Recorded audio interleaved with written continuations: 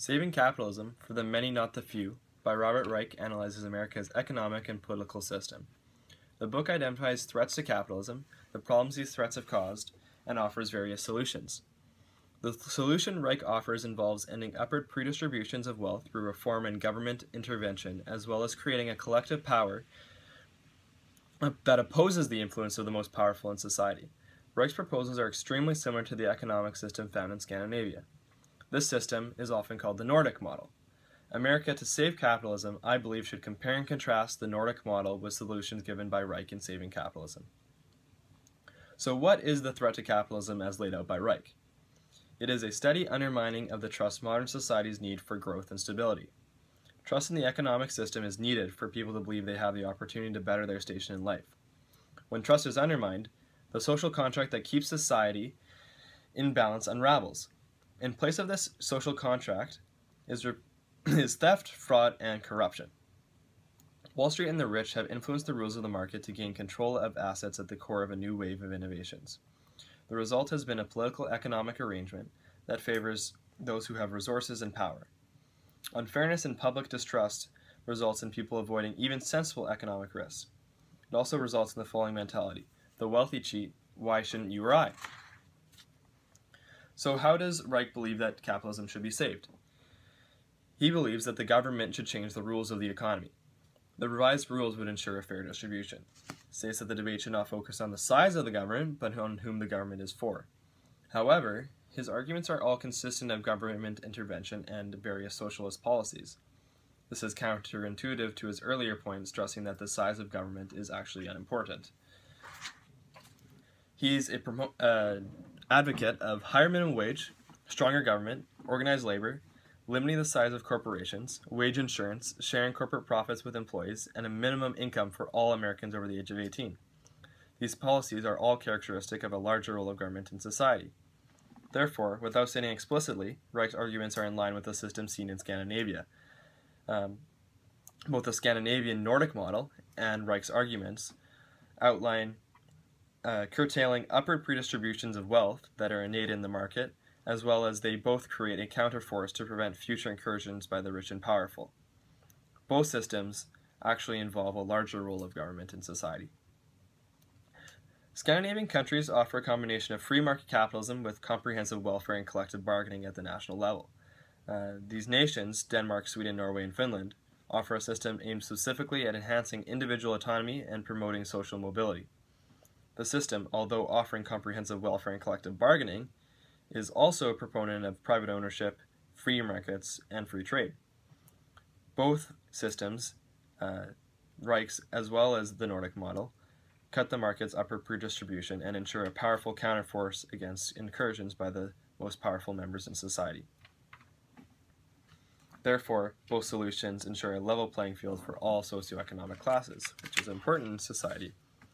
So what should the United States do? I believe that the United States should pursue both the Nordic model as well as some of Reich's solutions, which are actually the same. The four nations using the Nordic model of economic and political organization are in the top 10 happiest countries in the world in a study shown by Forbes. America, who boasts the unalienable right for the pursuit of happiness as its goal, lags far behind these four nations in the happiness of its countrymen and women. Therefore, should the Nordic model be the cause of high-level happiness in Scandinavia, it would make sense for America to pursue the same system. A high minimum wage is both a component of the Nordic system and Reich's, and would be beneficial for America. Reich argues that minimum wage should be raised to half the median wage and adjusted for inflation thereafter. Few jobs would actually be lost through minimum wage, because a large proportion of minimum wage jobs are service occupations. Service jobs, if you think about it, cannot be outsourced abroad because service is personal and direct. A computer can't do that job. A higher minimum wage in America would reduce the need for taxpayers to pay for other assistance.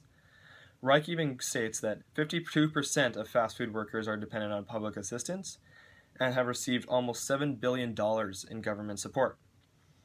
The low minimum wage, therefore, in America is actually subsidizing service employers. This by allowing the service employers to pay their workers below what is needed to survive.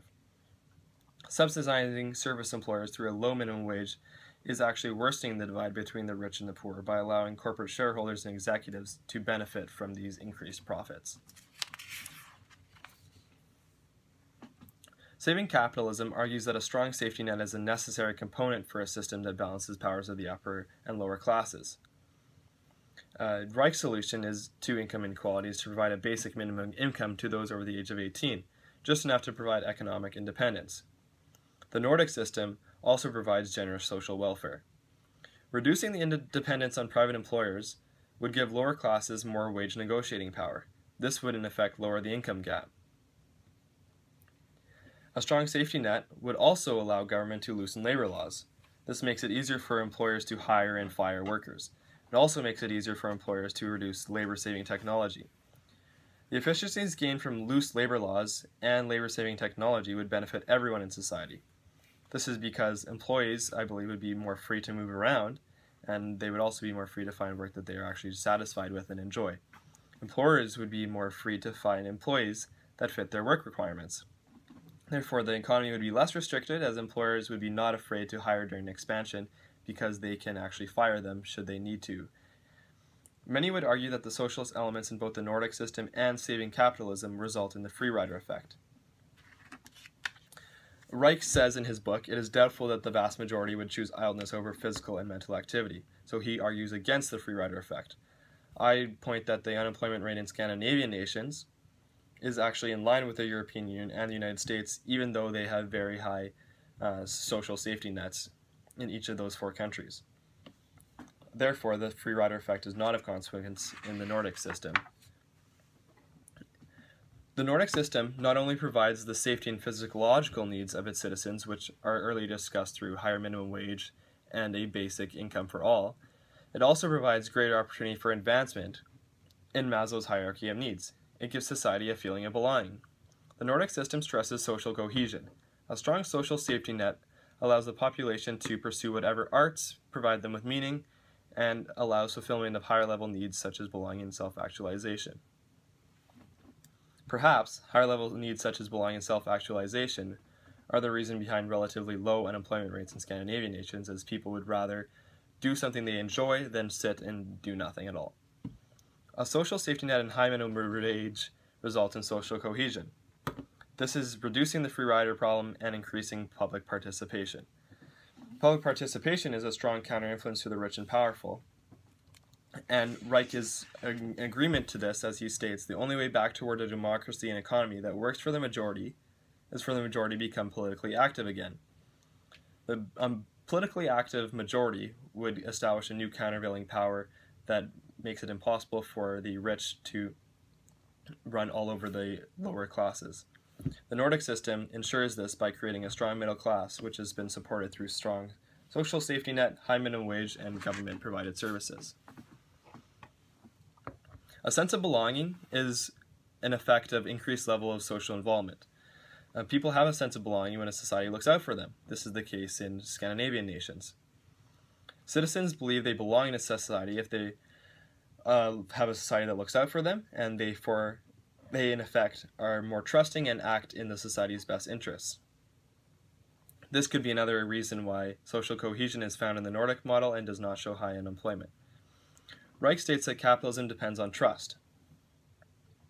Trust and social cohesion is integral to America's future, as the West has seen that those that do not feel a sense of belonging lash out against society in terrorist acts. I believe that should America pursue a model that is an advocate for social cohesion and looking out for the lower classes, terrorist acts may not be as prevalent.